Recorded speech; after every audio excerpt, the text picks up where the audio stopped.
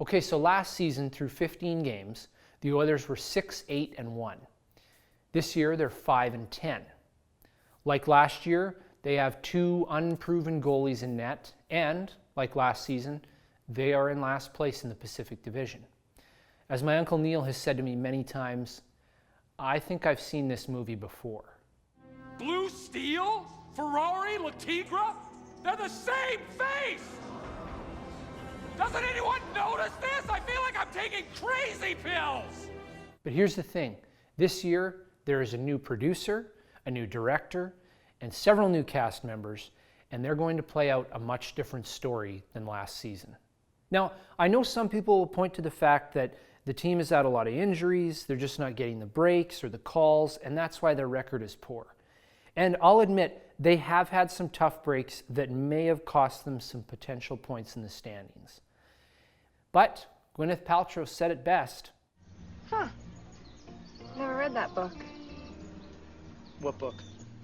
Things Losers Say. Sorry, coulda, woulda, shoulda, man. Good teams find a way to win. But here are 3 reasons that this year is so much different than last year. First of all, the defense. I'm not going to go into great detail on this because Matt Henderson over at Oilers Nation wrote a great piece on this yesterday, and you can find a link to that article in the description below. But I really like this 6-man unit. I have zero problem with the Oilers developing that group for the next 2 to 3 years.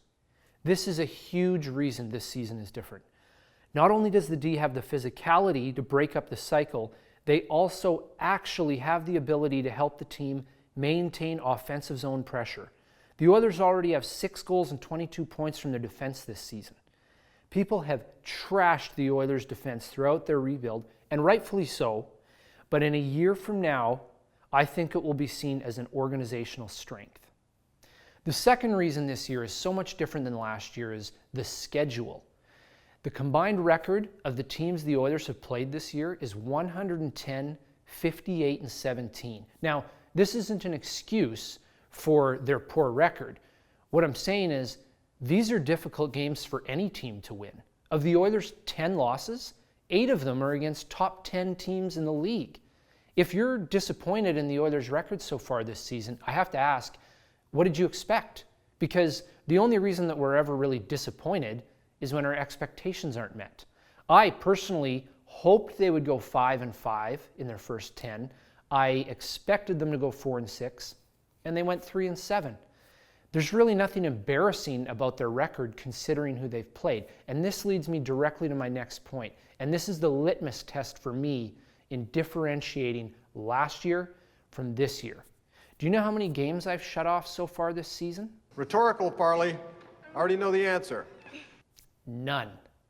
In all but 1 game this year, the Oilers have been leading, tied, or trailing by just 1 goal with 10 minutes left in the 3rd period. They are in every game. Now, I know some people just don't have any time for this because the Oilers have been rebuilding forever. But that's the starting point. This is what McClellan is talking about when he says, don't fold your hand. I'll stay. See, at the very least, they are giving themselves an opportunity to win every night. And for me, this is crucial because I have felt for years that the Oilers are just lacking in so many areas that they're just outclassed as soon as they step out onto the ice.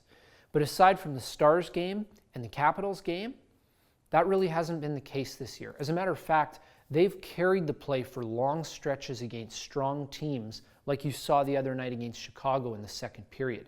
But the key is they need to continue this. They have to stick to their game plan, and the bounces or the calls will eventually go their way, but they have to stick with it. Regardless of that, I really can't imagine them winning just 1 of their next 21 games like they did last year. I'll see you next week.